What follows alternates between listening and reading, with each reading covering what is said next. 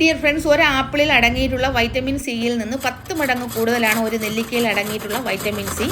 നെല്ലിക്ക ജ്യൂസ് കഴിക്കാൻ മടിക്കുന്ന കുട്ടികൾക്കും മുതിർന്നവർക്കും ഇതുപോലൊരു ചമ്മന്തിപ്പൊടി തയ്യാറാക്കി വച്ചാൽ മതി. ദിവസവും മുടങ്ങാതെ നമുക്ക് നെല്ലിക്ക കഴിക്കാം. 6 മാസം വരയ്ക്കും ഈ നെല്ലിക്ക ചമ്മന്തിപ്പൊടി കഴിക്കാം കേട്ടോ. ഇതിൻ്റെ മെയിൻ വീഡിയോ ഞാൻ അപ്ലോഡ് ചെയ്തിട്ടുണ്ട്, ലിങ്ക് മുകളിൽ കൊടുത്തേക്കാം.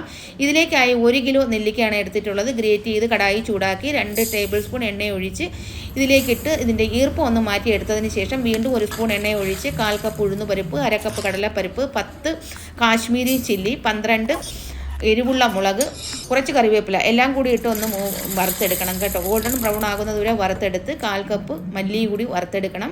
മിക്സിയുടെ ജാറിലേക്ക് ഇട്ടൊന്ന് പൊടിച്ചെടുത്തതിന് ശേഷം ഇതിലേക്ക് ആവശ്യത്തിന് ഉപ്പും ഈ നെല്ലിക്കയും 1 കൈപ്പിടി വെളുത്തുള്ളി തൊലിയോടുകൂടി വേണം ഇതിലേക്കിട്ട് പൊടിച്ചെടുത്ത് ഇതിൽ കുറച്ച് കായപ്പൊടിയും 1 സ്പൂൺ ശർക്കരയും കൂടി ചേർത്തെടുത്താൽ ചമ്മന്തിപ്പൊടി റെഡിയായി.